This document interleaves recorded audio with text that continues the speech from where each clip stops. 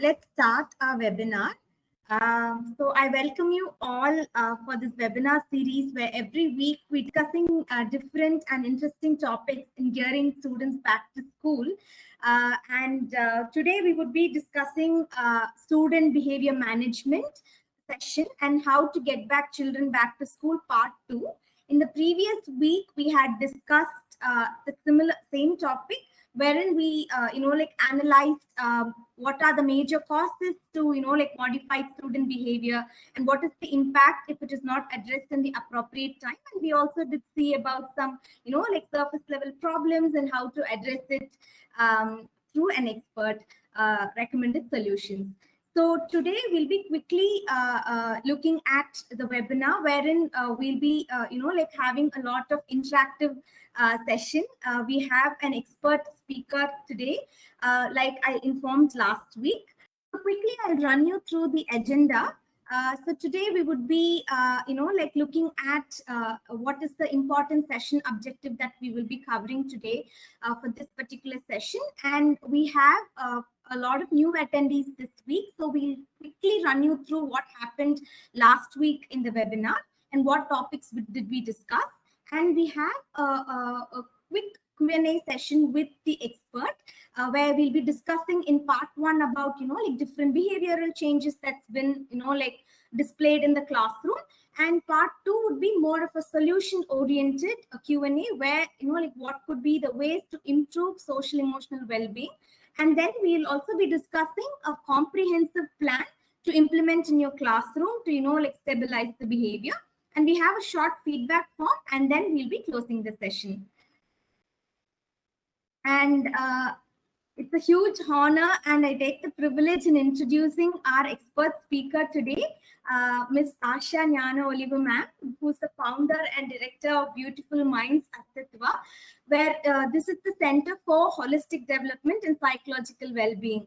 Ma'am has a degree in psychology, and she started her career as a counselor, wherein she helps a lot of adults and children in resolving a lot of personal and psychological problems. And later on, she started evolving as an expert in child development and rehabilitation specialist.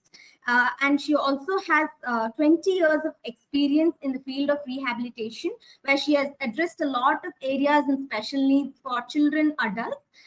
And also she conducts a lot of teacher training sessions, workshops for professionals to enhance their skills. And I would like to highlight that ma'am has won a Bhumika Iconic Women of the Year Award in 2017 for her contribution in the field of rehabilitation.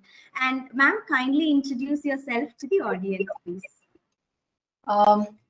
First of all, I'd like to thank you so much for having me speak, and this is the second time, and it's been an absolute pleasure.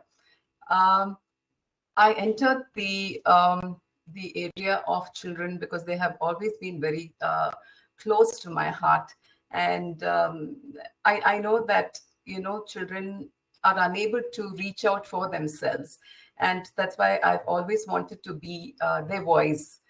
And basically, yes, that's what I'm passionate about.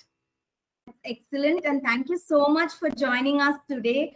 And we have so many enthusiastic teachers waiting, wherein they will also, I think, ask more questions. And teachers and all the attendees kindly come forward and ask a lot of questions. This is a golden opportunity for us to, interact with ma'am and clarify all our doubts. So let's proceed to the session.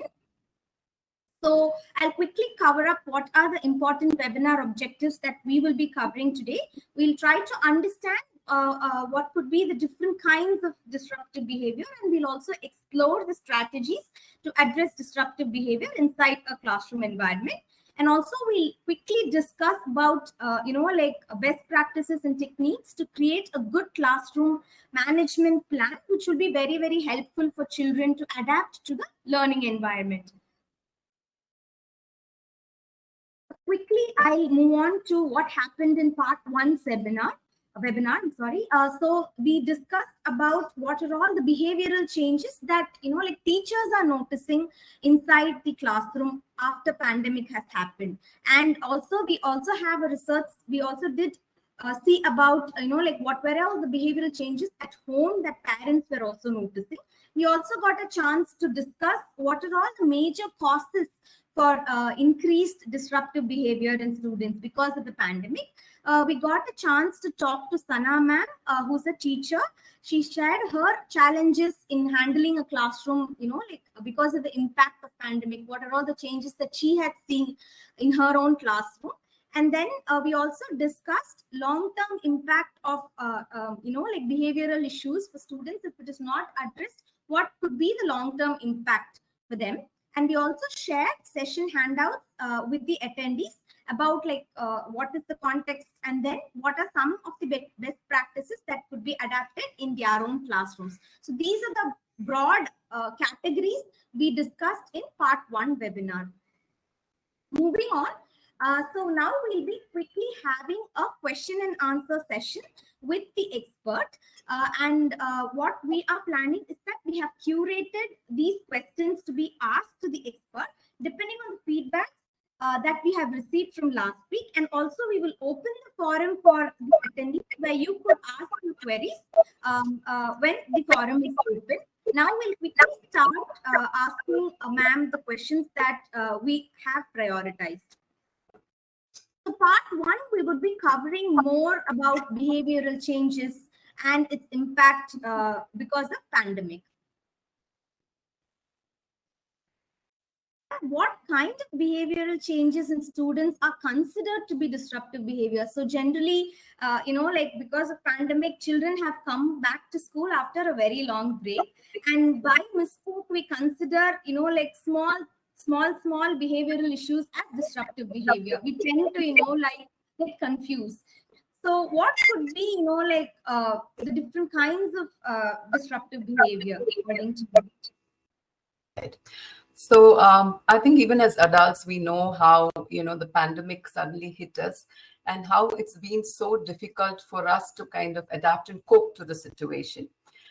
So for the children, it's even more difficult because they're unable to comprehend what's happened, So when we say a disruptive behavior let's say, in a classroom environment or at school, would be unable to follow rules, would be temper tantrums, would be aggression, would be rule breaking, unable to follow rules, screaming, throwing things around, sudden crying. So these are some of the disruptive behaviors, and it could happen in various intensities. Yeah. So thank you so much for addressing it, ma'am. So we have curated the questions so that, like it's very easy for the teachers to also relate to. Let's move on to question 2. So what kind of aggressive behavior are we likely to see in a school environment? Because I think pandemic has impacted children a lot. I think they've been concealed in a home environment. They did not have social interaction. They did not get to meet their peers. So when they come back to school, they are actually, number one, very excited. But in turn, what happens is that, like since they are very excited, that actually, like tends to become a problem with respect to behavioral management inside the classroom. So according to you, like what kind of aggressive behavior are we likely to see in a school environment because of the pandemic? Right. So I think the whole life of a child has been disrupted, So at home, obviously, they did not have any routines. There were no schedules. There was no, so they basically had a lot of time on their hands.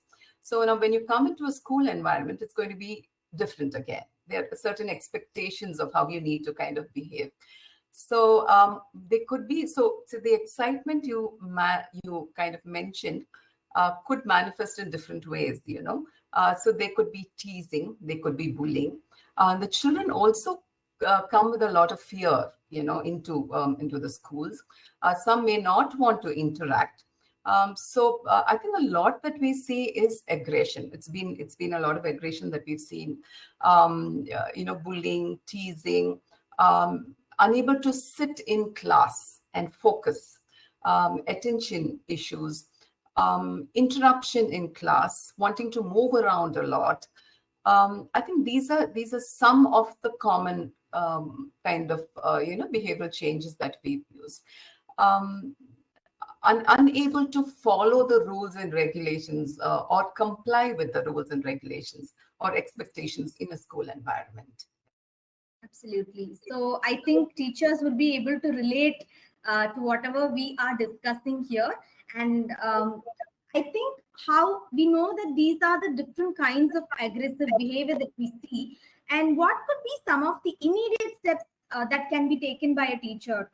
Because not all schools might like have a like solution or like a counselor inside the school, but teachers can definitely like come in the forefront and like take some immediate actions to control in order to like save their instructional time, and also like attending to the children would like that time would reduce. So what kind of actions do you think they can take as an immediate step? Right. So I think it would also depend on the kind of behavior exhibited. So if there is an aggressive behavior, hitting the peers or throwing things around, I think one thing would be to take the child aside, and kind of calm the child down. Also, the other kind of strategies that can be done is to redirect the behavior. So kind of get them into something more interesting or redirect the behavior. The teacher also to remain extremely calm in the situation.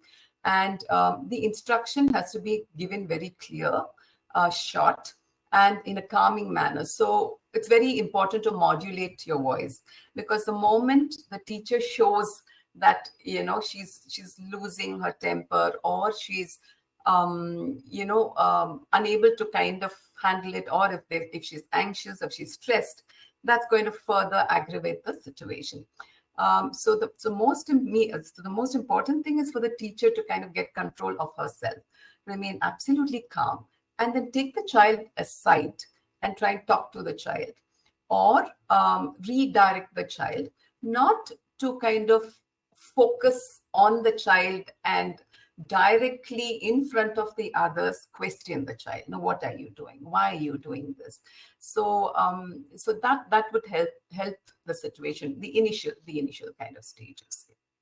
That's a great value added point that like teachers can immediately address, and how to address the child is also very very important. Like in the huge crowd, I think it's ideally not a good thing to like address in front of the whole class. Very very valid point. So let's move on to the next question. What, according to you, would be some of non-cooperative behavior inside the classroom? Because this, I think, as you mentioned, they've lost that routine, right? Like they've lost the pattern which they used to follow earlier in school. So I think a lot of non-cooperative behavior is noticed inside the classroom, according to the study and survey. So what kind of measures to be taken by the teacher, like to keep this in control? And what could be some of the like prominent non-cooperative behavior that is also seen in classroom, according to you? Okay. So one thing is the teacher has to have absolute clarity as to, we talk about the classroom management itself. So what kind of a classroom do I want to have? And of course, the teacher would also be, I think, familiar with the situations that are happening, with children these days, with the pandemic, and how they're responding, how the behavioral changes. So it's very important to first visualize the kind of classroom that you want to have, the routines in the classroom, the structure of the classroom, where you have to see that it's not, when I mean structured, see that the class is not, there's no clutter, there's no, it's not chaotic, So from when the child enters the classroom, visualize as how do I want this whole classroom to be, because that's going to create an environment for the child. That's going to the child has to understand what is it that I'm going to feel in the classroom situation. So so I think a very well structured classroom, clear instructions, clear expectations, in the, that would help the child. Also the consequences, the child has to understand the consequences of, any kind of or non-compliance or a disruptive behavior. So what happens? So I think when he enters the classroom, these are certain things that the child also has to be clear about, and it has to be communicated by the teacher to the children on the first day, or have it as a routine every day. So what is the kind of routine that the class teacher has planned for the child from the time that they enter in? I think that's very important. For example, it can be, so you're just making it very clear, the expectations very clear to the student. So are you going to, when the child comes in, are you going to have a circle time, or are you going to have a talk with the children saying, okay, this is how our day is going to be today? So I think those are really important, because when you're talking about non-cooperative behavior, what do you mean by that? Has to be communicated very clearly to the child. Exactly. I think setting the tone and the expectations really high is very essential. The child to understand this is what I'm supposed to do and this is what I'm not supposed to do in a classroom. Very, very valid point. And like moving on to the last question of this part, I think this is one of the major concerns for almost all the teachers, ma'am. I think study says that like there was a very, very increase in access to screen time because of the pandemic. There was online education and then there was offline education. So students have no control over like what kind of content they like kind of watch, which has in turn reflected their mental health, where it has led to teacher bullying and like displaying a lot of disrespectful behavior at school. So I think this definitely would have come to your notice, and what kind of measures teachers can take or implement in their classroom with regards to this. So suddenly the children have had a lot of time on their hands, and the parents also so used to the child being away the whole day, suddenly has the child there for the whole, child at home, not knowing how to keep them engaged. So children have had a lot of access to, to their iPads, to all different kinds of contents. So it's so they haven't been monitored, so you don't know what the child has been watching, what the child has been consuming. So, and sometimes if you see some of the, maybe the, content that they watch, the some of these disruptive behaviors have been glorified. Bullying has been glorified, where you can see some of the serials where the other children are kind of clapping hands and saying good job. So when you're talking about non-cooperative behavior in a classroom, it stems from this whole confusion in the child's mind as to, is it okay to speak back, or if I talk back, if I question the teacher, is it considered being very, very, what do I say, very bold, is that going to make me popular? So a lot of these things, indiscipline, non-compliance in classrooms. So all this also has a lot to do with the screen time and the content. What have they been watching? So it's also caused a lot of aggression in children. Second thing is, the parents have allowed them to kind of do this because they had also to focus on their jobs, so unable to monitor the child 24/7. So weaning off the child has also not been easy from the iPads, which has further caused aggression. So it definitely has a lot to do with the mental health of wellness of a child. And we have a lot of parents coming to us with this specific issue of how do I get my child off screen time now. So that is, I think, one of the most challenging kind of, right now the concerns of the parents is to how do I wean my child off.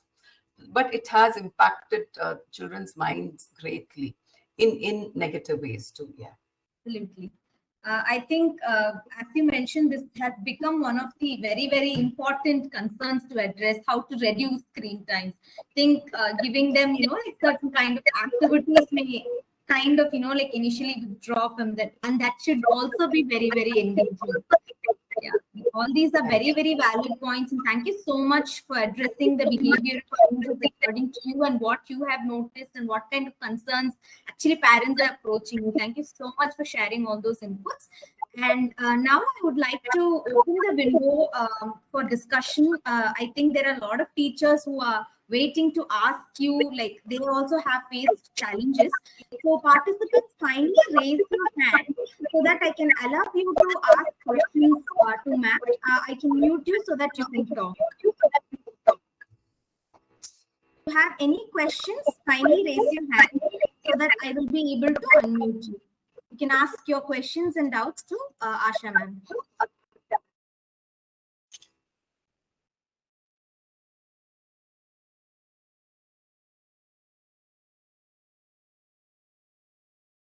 You will be able to see a hand raise button in your window.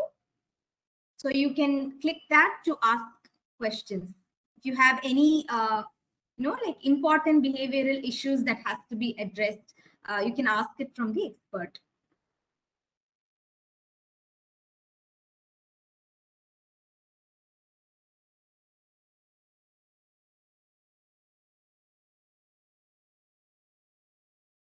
Can I move on? Is there any particular questions you want to ask?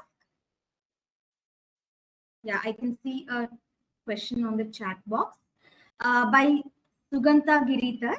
How do you make students understand the importance of academics when they don't believe in completing their work? So this is the question that has come from Sugandha Giridhar ma'am. Okay.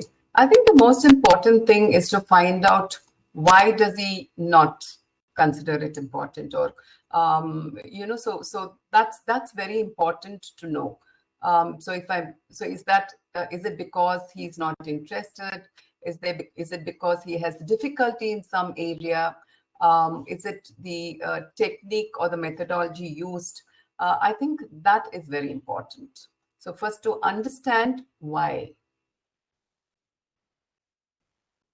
Thank you so much. I think, ma'am, I think we need to understand it first and then address the issue. We have one more question on the chat box, ma'am. Students have become a bit lethargic when it comes to writing. This is by Omina. Thank you so much for asking that question, ma'am. I think this is also one of the prominent issues where they have lost reading practice and writing practice. So I think there's a bit of struggle there, ma'am. Kindly address this issue. So generally what we've seen is children do not enjoy writing, okay? And sometimes there is a lot given. So it's not a very pleasurable activity to write, maybe compared to reading, because it involves a lot of thinking. It involves, the mechanics of writing, which has to be on the line. The space has to be so much. So it's not a very enjoyable task for a student, for a child.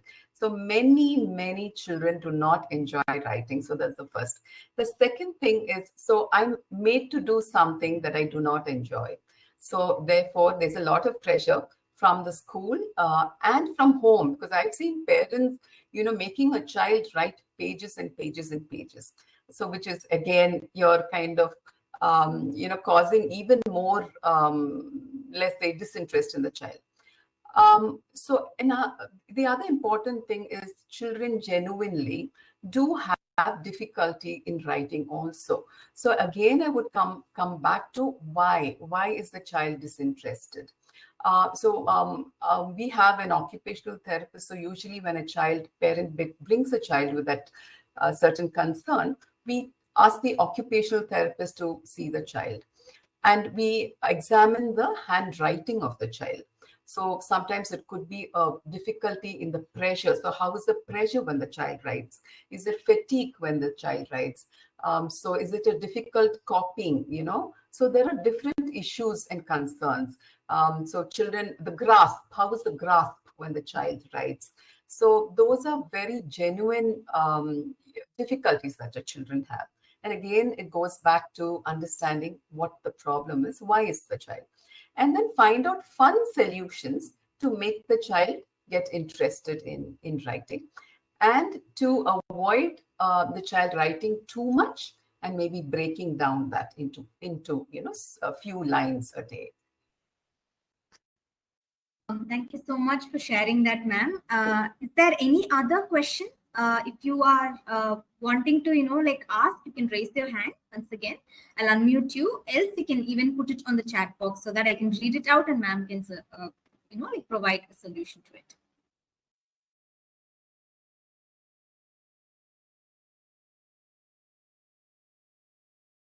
I'll move on to the next part of the Q&A that we wanted to do.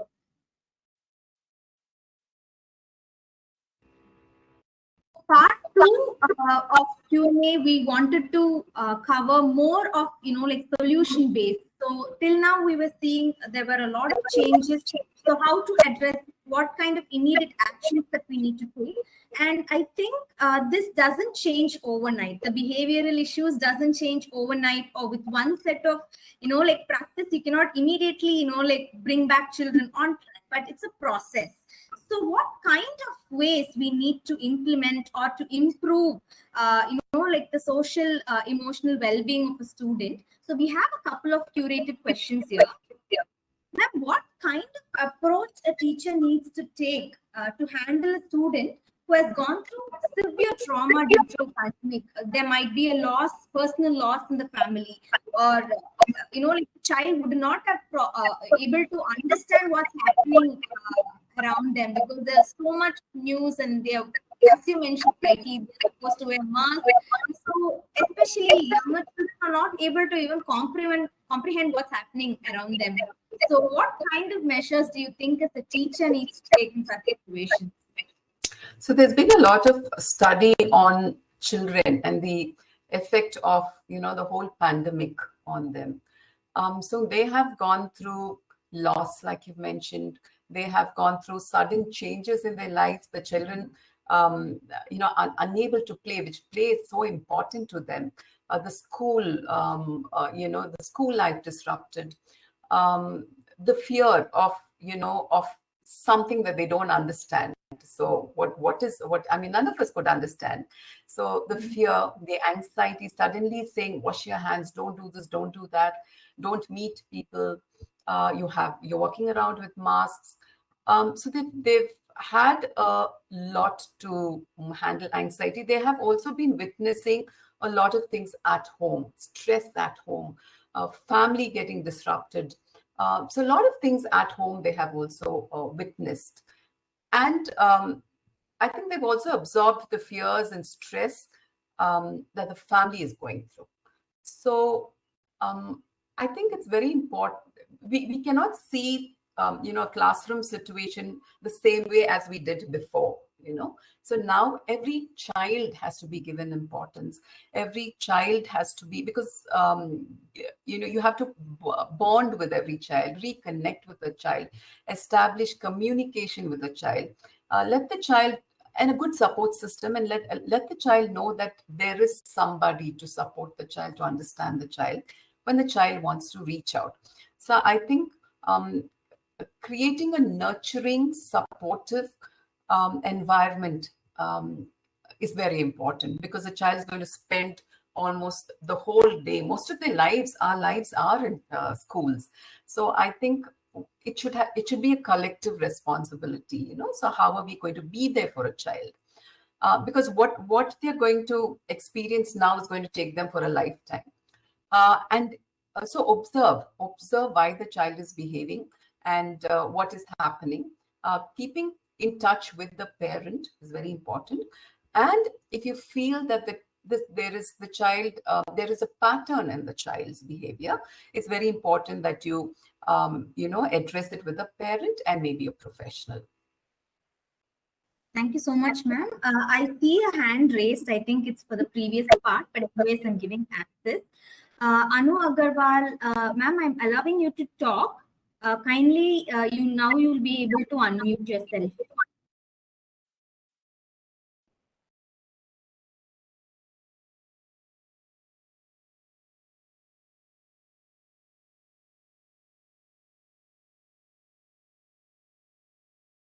Is it possible for you to unmute? Can you see the mute button?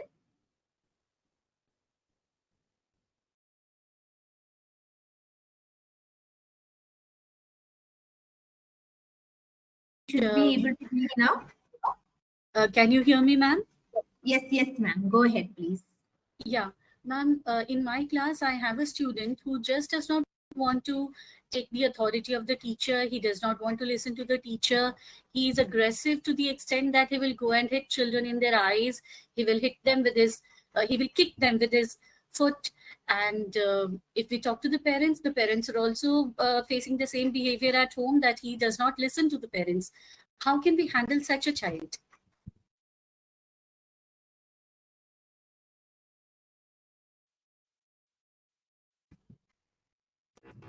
You can go ahead with the solution. So I think the important thing is to know how long this has been happening. And is this a pattern at home and in the classroom? So you've mentioned that it has been happening in the classroom and at home. When did this develop? Was it before the pandemic? Or is this after the pandemic? So these are some of the very important questions. And to understand, what an observation on why this is happening, in the sense of, is it after a particular situation or particular instruction that is given to the child a particular time. So we say the ABCs of ABC of behavior, which is antecedent and the consequence and the behavior. So what is the antecedent that probably is causing this particular behavior? And if you're unable to kind of understand, it's better always to kind of go to a professional who probably would be able to kind of help you with this. But if this is something that's been happening every day, I would say that the child is, so behavior itself is communication. The child is trying to communicate something, or the child needs something.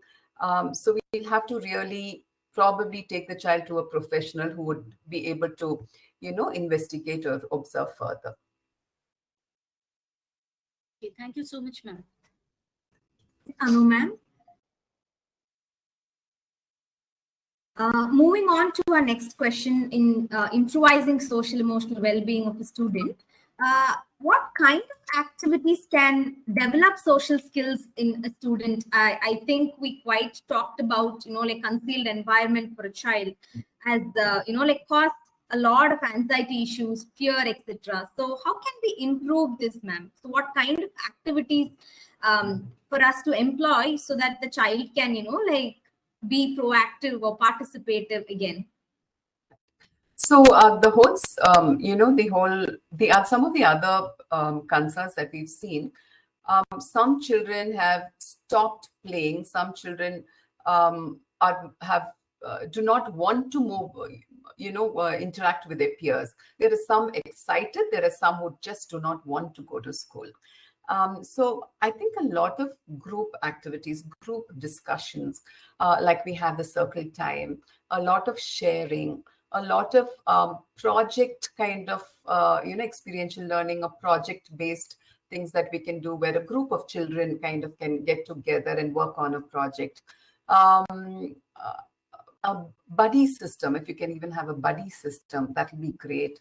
I think where, the children are put in a comfortable kind of little groups, and the teacher can, observe within that group, how they're able to kind of direct them into conversations, into kind of group activities. I think that would be great, because children, some of them have really lost out on that, that part of peer interaction and the joy that they can get from that. So some of them have, because they've been isolated, don't know how to go back into that, into the joy of those interaction and playing together with children. Very true. Even study shows that, like they have discarded their favorite play activities because of increased screen time and like don't get this social interaction time. Very, very true. And disconnected, they're disconnected from them. And like you've said, so that's the problem of the screen time, where they don't have to interact, So that's where it is detrimental for the child, because there's no two-way conversation that's happening. Exactly. They have forgotten that two-way communication channel altogether. Yes. Moving on, ma'am, to the next question. This is a little bit of age specific. When it comes to younger children, how to help them to understand and label their emotion. I wanted to, put this question across because some children just cry. They don't know to emote, and parents also, tend to immediately render the mobile, you can use it and you'll stop crying. That's not the solution, and it's going to worsen the problem. So how to help younger children to communicate and emote what they're feeling, so that whoever is the stakeholder is able to understand, okay, this is what he's going through, I should give the support in the right direction. Unfortunately, as adults, we have been reinforcing certain behaviors in children. I mean, again, when we even talk about the social skills, we've seen parents, even in restaurants, you'll see the whole family with mobiles, So I think that is something that the children have learned from us also. So there's absolutely, no interaction. So that's why we speak so much about conscious parenting, that we ourselves need to model a lot of things for the children. So again, when it comes to younger children, I think a lot of communication is very important. So for example, how do I differentiate my emotions? I could cry when I'm very, very happy and excited. I can cry when I'm sad. I can cry when I'm hurt. I can cry when I'm confused. So it's very important to not shut the child down. For example, if a child cries, or if a boy cries, you might say, "Don't cry like a girl," or you will say, "Don't cry. You should be strong." So these are all sometimes a wrong kind of message we are passing across. So what would be better to do is to help the child talk, communicate, and say, label the emotions in the sense of saying, are you sad because you're feeling like this? I understand what you're feeling. It's okay to cry, So are you crying because you're happy?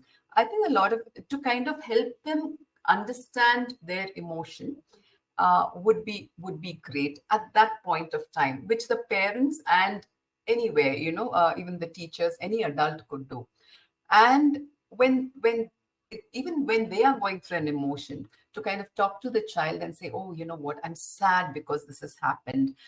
So a lot is to do with communication. Opening the communication channel is the most important. Very true. I think you mentioned about circle times, and where we can use different stickers or smileys to identify their emotions as well. Yeah, that's a very great idea, ma'am. Moving on to the next question. How can we help students? This is also a very age-specific question, ma'am, where about 10 years to develop that circle of control exercises to keep their emotions on check and improve their self-care practices, because we see a lot of bullying that's happening in middle school and in high school. They tend to, show disrespect will be given. But how to, make them control their own emotions and be on track? So what could be some measures there? Yeah. So the circle of control itself is understanding what are the experiences or reactions that I can control and I can't control. And especially the teenage years are when you see the children more, impulsive, getting aggressive, impulsive. So I think a lot of activities which involve them to kind of think. So it would be activities to probably like writing down a set of things that they can control, for example, and then they can't. For example, health. If something happens to my health, can I control it? Or so a lot of these things that they can write it first to understand, what are things I can control and what I can't, and then go into the solutions. So therefore, what do I do?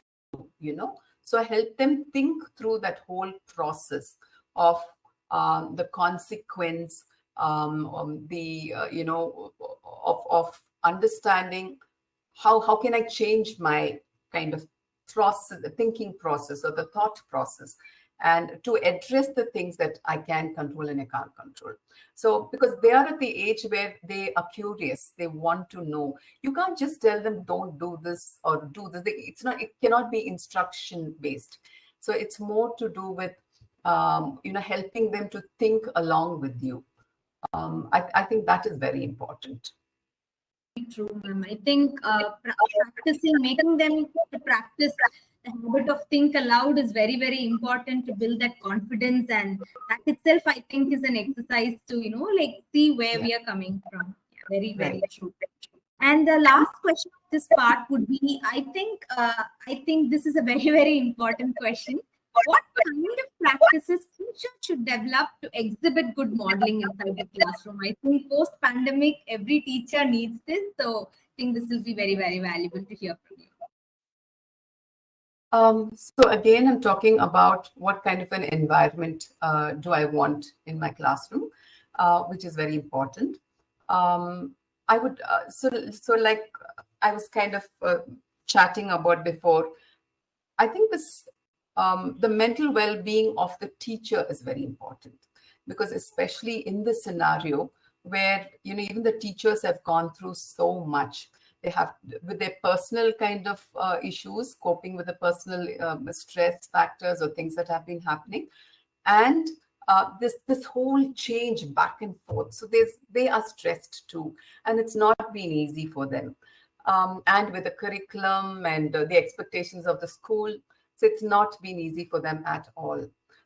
So I think a lot of clarity as to what do I want for myself and what do I want for in my classroom, because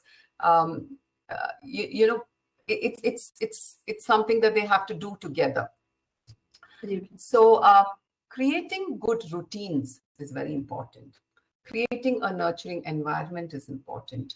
Clear instructions very important. A structured, very, very well-structured classrooms. So it has to be an environment of fun. It has to be an environment of creativity. There has to be the teacher herself being able to have a good support system, and the teacher herself being able to be calm, to handle the day-to-day situations in a classroom. So I think that would be very, very important, because the children are looking at the teacher. So I think that being very sure of herself is important.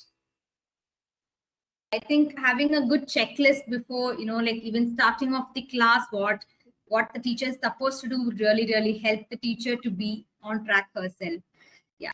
Yes. Participants. Yeah. Thank you, ma'am. Participants, I am opening the window for your questions. If you have practiced any, any measures like this, if you have practiced any good practices like this, you can go ahead and ask Asha ma'am about this.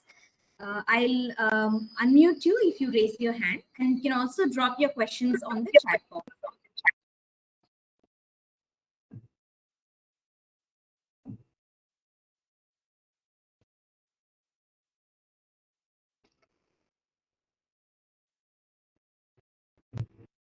You have practiced any good practices, or if you have done anything different from others, you can share it with Max, so that we can see whether what else you can do in your class.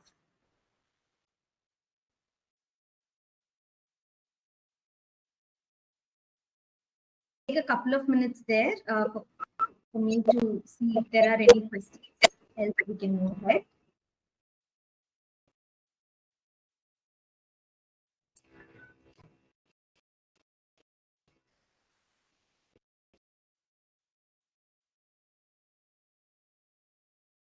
We have some more part of the solutions to be covered in the webinar. I'll move on.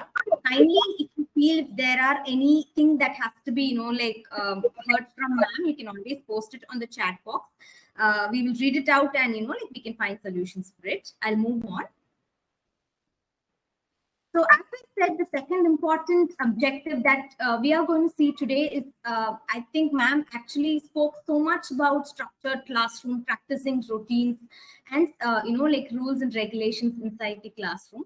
So now we are going to see how we can effectively build a classroom management plan and how can we, implement it in our classroom so that whatever we had heard it from the expert, we can actually implement it in our classroom. And as I said, it's a process. We have to be very, very patient in, understanding what is the process and what is happening. And that's when we get to, get good outcomes out of it. I think there is a question, ma'am. I'll quickly address it and then I'll quickly move on to the solution part. This is from Mamta ma'am. I take up a lot of self-awareness activities with students of 11th grade. I think she, as a solution to, address this, I think a lot of self-awareness activities. So what do you think about it, ma'am? This kind of solution? I think that's very, very good, because our focus is not just the curriculum. So besides that, especially in the post-pandemic situation, I think that would be a fantastic thing to do. Look at other things that the child needs. A lot of creative things, which would help the child also to kind of mentally be present. I think that's very important. Very, very true. Thank you so much for asking the question and thank you so much for addressing it, ma'am. Let me quickly move on. So we have a comprehensive classroom management plan exclusively designed. So this consists of the following steps. Number one, we have to have a very strong statement of purpose. This is nothing but, what are we going to accomplish? The mission statement. Whether how it has to be framed overall. It has to be positively stated to the parents as well as students and the management. And the second one would be, how are we going to accomplish rules inside our classroom? How explicitly we have to instruct the students to behave. Number three would be procedure. So rules and procedures are slightly different. I'll address it shortly. And these are the steps to achieve daily routine. So procedure is exclusively, attending to daily routine, how we have to accomplish daily routine inside classroom. And then consequence. I think when there is a display of a positive behavior or a behavior that is not appreciated, then I think there should be a necessary action that we need to take depending on the situation.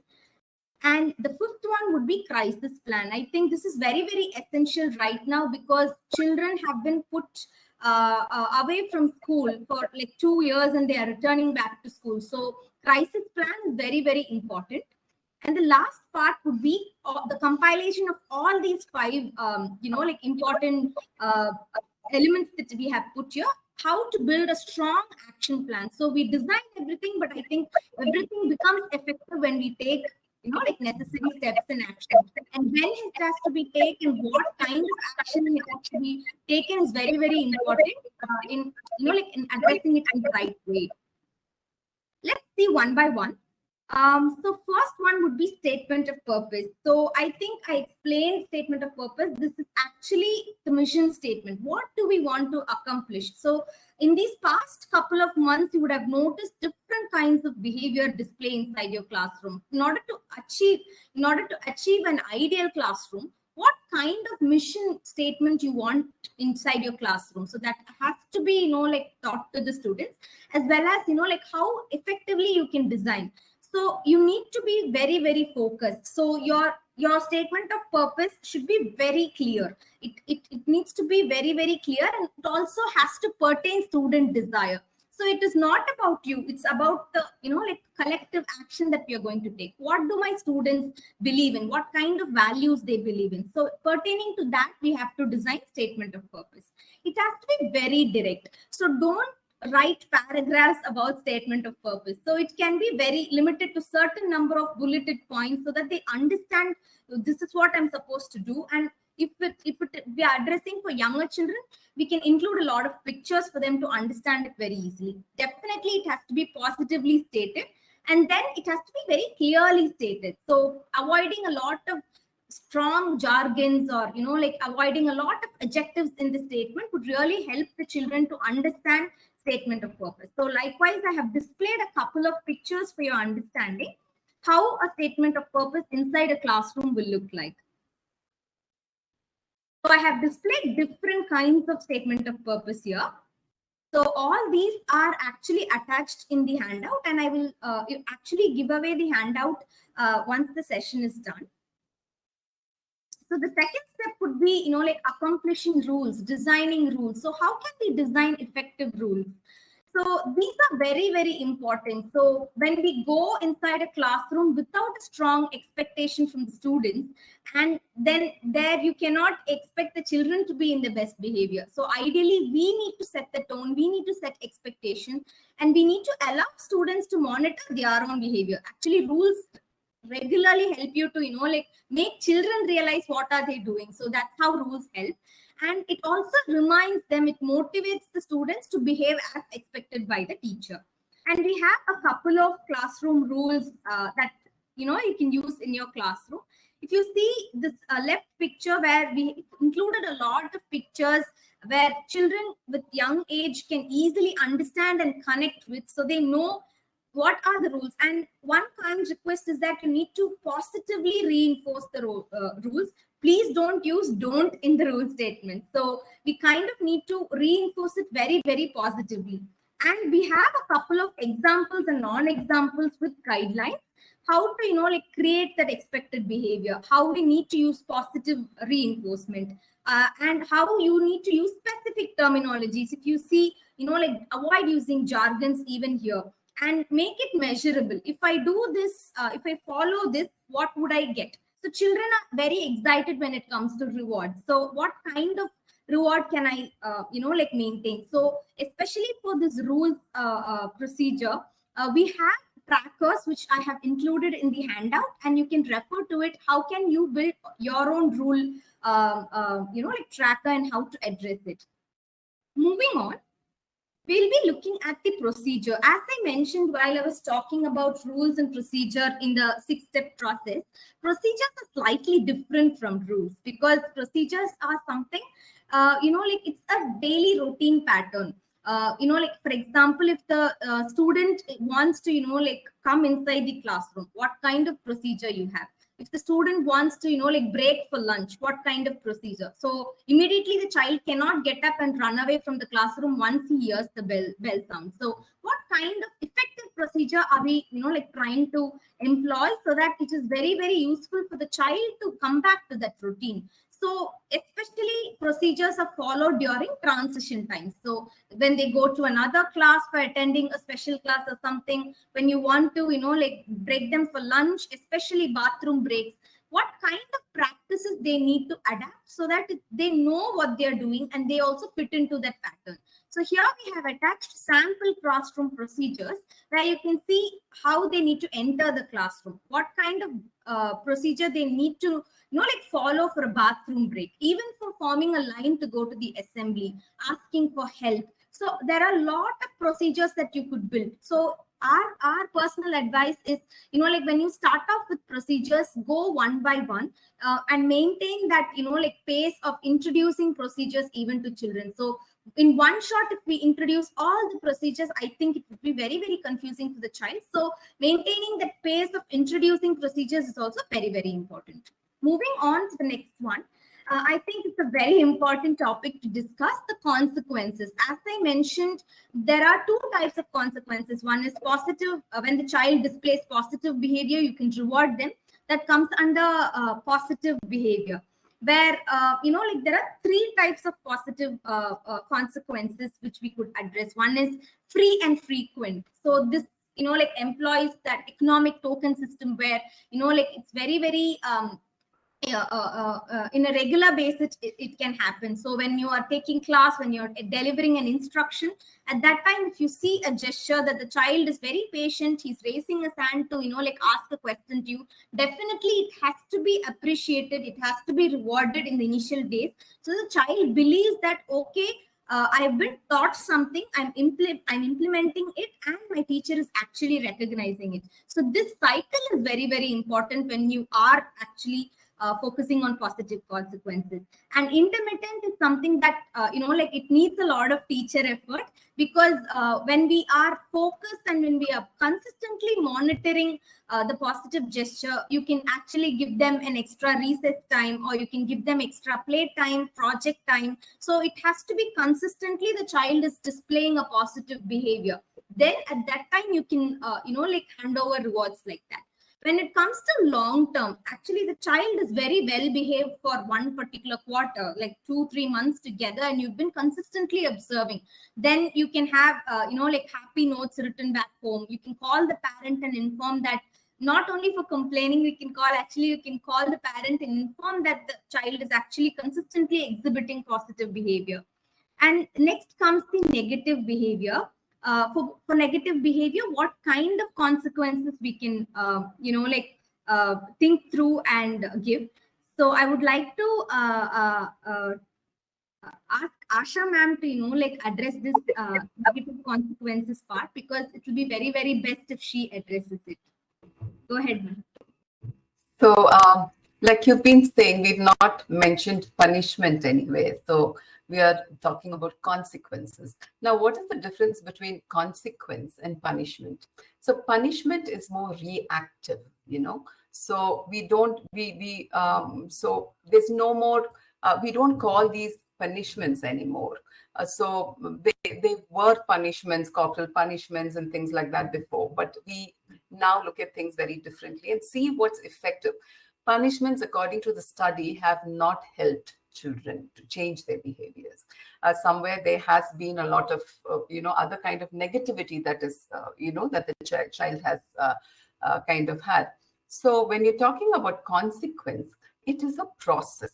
We are involving the child in the thought process. Okay, here is something that I did. Now, as a consequence of that, what do I do? So we are involving the child in that. So we are asking the child to make a choice, giving the child the choice as to, okay, this was something that I'm not supposed to do, and I've done it. So what would the consequence be? What do I choose? So that is kind of the difference here. So I think allowing the child to choose a consequence would be the best, instead of saying that, okay, you've done this and therefore, this is what is going to kind of happen. Because there are some things, let's say, for example, timeout, okay? And I'm a child who likes to avoid tasks. And I'm not doing the task, and I'm given timeout, and I'm very happy to go and stand there and get a timeout. Okay, so we'll have to kind of see why are we giving this, why are we giving this particular consequence for the child? What kind of a consequence? Why is it happening? What kind of behavior is happening? So some of the behaviors are to get attention. Some of the behaviors are for avoidance.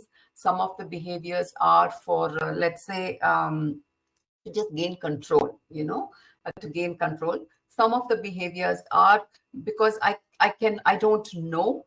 So for each one, it's different. So we'll have to see what is it that I want to achieve. What is the objective there? So involving the child in the whole process, I think, makes it even more effective. And I think negative consequence is more child specific. In general, we cannot, like tag a negative consequence. If you do this, you will be, like getting a negative consequence like this. But instead, it should be very child specific, as you mentioned, I think. And I think if we kind of, like give a general class reminder in the first, when we see a lot of disruptive behavior, I think it brings back the child's attention to, like to the classroom situation that that's actually happening. So yeah, thank you so much for addressing it, ma'am. And this one thing I think would be very useful for the teachers in a classroom situation, where if you see a child disrupting a behavior, don't call out to the child. Don't say, Karen, now pay attention. But it would be better to kind of give a very generic thing and say, okay, let's get back to what we are doing. Or, so not to we are kind of trying to change the behavior, but it shouldn't be in a way that it's addressing the individual directly. So that is very important in classroom management. I think if the child is consistently displaying like inappropriate behavior, a tap on the back or eye contact would be like a more relevant individual reminder than calling out names. Thank you so much, ma'am. So these are the negative consequences, and we have also displayed a tracker picture. So where you need to always track their positive behavior and their like negative behavior, so that you know what kind of as I mentioned, it's a process. You know where the child was and where the child has drastically improved in his behavior. So as I mentioned, this has to be very consistent and it has to be very, like patiently handled. So that's when the child also gets that adaptability to the environment. Moving on. So this is one of the very, very important thing that has to be discussed, because post-pandemic, I think, as ma'am rightly pointed out, teachers are also, facing a lot of stress and pressure. They also have a lot of deliverables, which already they shoulder a lot. So how can we address these issue of when there's an emergency situation inside the classroom, like peer fighting, or the child, has poked another child with a pencil or something like that, where it tends to, make the situation a little critical? Then what kind of actions a teacher should take? And in that kind of event where there's a severe situation, teacher needs to be very calm initially, and responding effectively to that situation is very, very essential. And if we panic as a teacher, I think automatically that reflects on the children, and then there's a huge panic inside the classroom altogether. So gaining control of that situation is very important. And first of all, as I said, we being calm will actually take charge of their emotions too, and it actually cut down the problem instead of escalating it. So through all these steps, I think when we implement this in the right way, there's less experience of anxiety and fear, and which would actually related to handling the crisis in the right way. This would be appropriate steps that as a teacher we could take.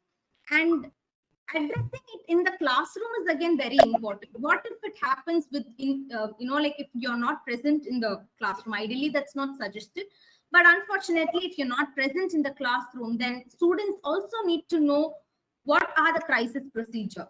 If in case if there is a head leader, who will she seek immediate attention, assistance, and then who will be notified about this problem? So what kind of measures that has to be imposed on the rest of the children? So what will we do after the the serious situation is over, and do we have a conversation with the child, etc.? So all this procedure needs to be displayed on the classroom somewhere, and we can practice code red. So like I have mentioned here in the chart, so if the child also knows that something that's critical, we need to be calm first, and we have to control our emotions. That's very, very essential during a crisis situation. And all these discussions that I've been doing, I have detailedly put out in the handout, which I will be giving out in the end of the session. And the last part would be action plan. As we are talking so much about the changes that we need to bring inside a classroom, implementation is the key, and consistency is the key, like we also mentioned it in the last webinar. So what kind of action plan we can take to effectively manage our classroom?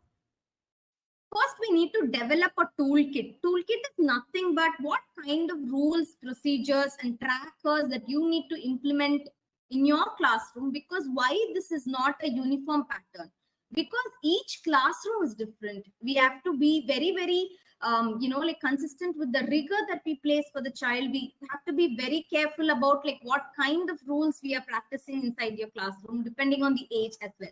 So developing our own rules, you can take examples from the handout, but developing your own set of procedures and rules, what you want to concentrate first is very essential.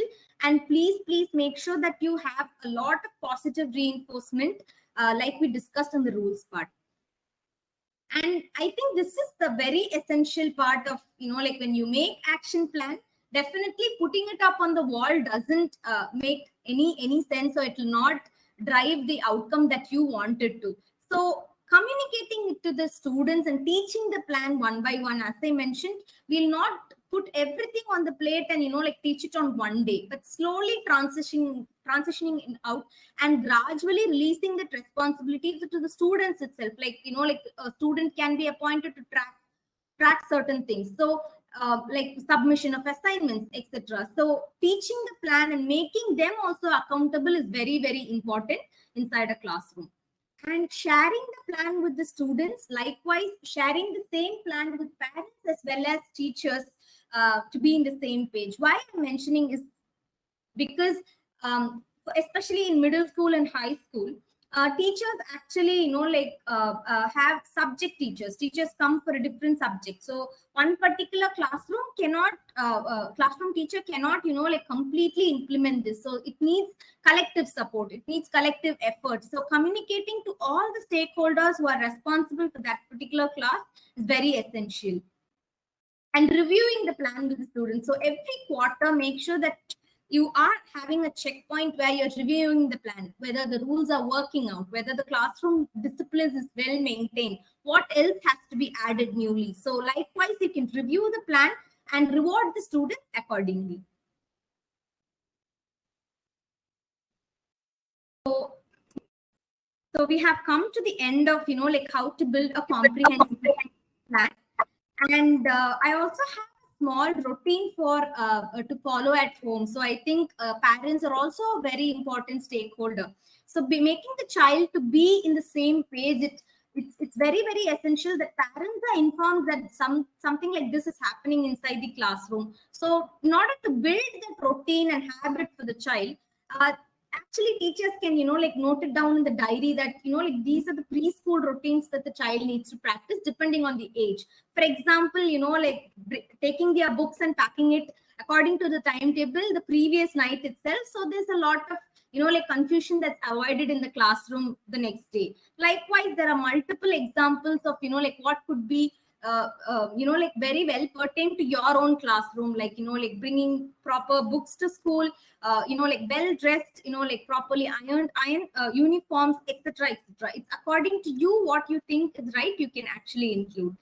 Same way, you can also include a post-school routine. So if we are practicing preschool routine in week 1, then gradually, like making the child to do post-school routine, like we're taking the shoes and putting it on the rack by themselves.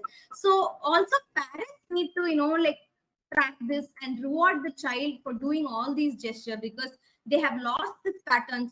Couple of students would have already start, like trained to do this, but like uniformly implementing it out there, it will really, really help for all the students to be on track. So I'll quickly show the handout that we have prepared, and I will also leave it in the description box. And on Monday, you'll all be getting these materials through email as well. Quickly give me a minute.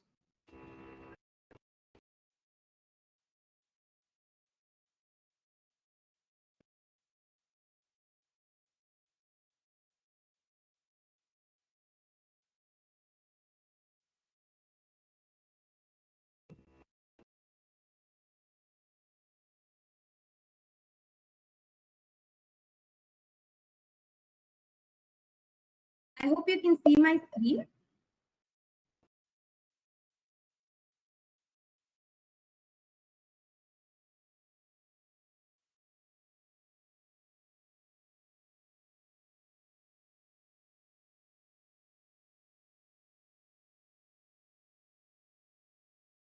So, like we have put the context here, and we have also made sure that we have We have, given you the complete, definition, what statement of purpose it is, and what kind of rules you need to implement. And we have given you examples of how, rules for different grades should look like.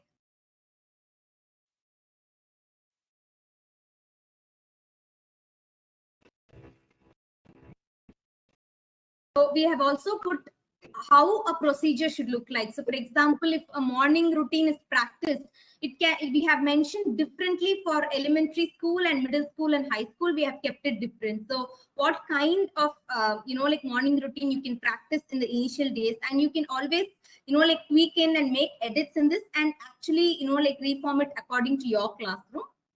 And then we have displayed different kinds of positive consequences that you can do, where it can be tangible, it can be social, it can be activity based. So depending on the the rigor of positive gesture that has been displayed by the child, you can always give rewards accordingly and maintain a tracker based on it. And for negative consequence, we discussed how it could be, because you cannot set a particular constraint for a classroom, because it's very, very different for different children. So you can always look at the tabulated info to understand how you can reinforce positively as well as give them a negative consequence.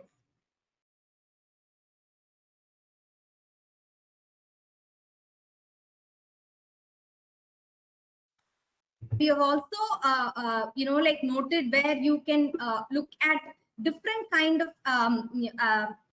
action plan that you could implement. What kind of plan you need to start working on, how to start developing your own toolkit, how to teach the plan to the students. Everything is described in detail in the handout. So this will be shared with you in the session in the chat box, and on Monday you will receive this in the email as well. So these are the elements that we have put in the handout. So moving back to the webinar.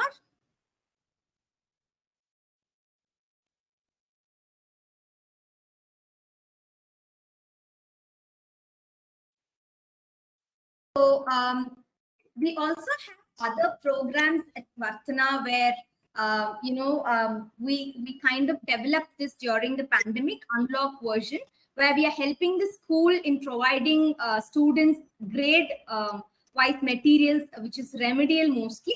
And we also have videos attached to that, where it addresses two broad subjects. One is English and math, which are the fundamentals, and it is meant to be for grade 1 and 8. So this is broadly used for remedial education to bridge that learning gap that has happened during the pandemic. Again, we also have one more program called Smart Fee program, which helps the schools, especially the school leaders, in collecting fees through this platform.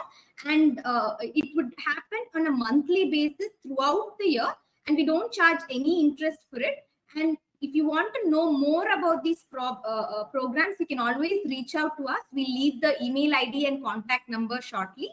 And kindly write to us if you want to know more about the programs that I've explained. And you can always write back to us about how you're implementing these programs, and has it worked? Do you need any further support? Like if you want expert advice in certain conditions, you can always reach out to us so that we can connect you.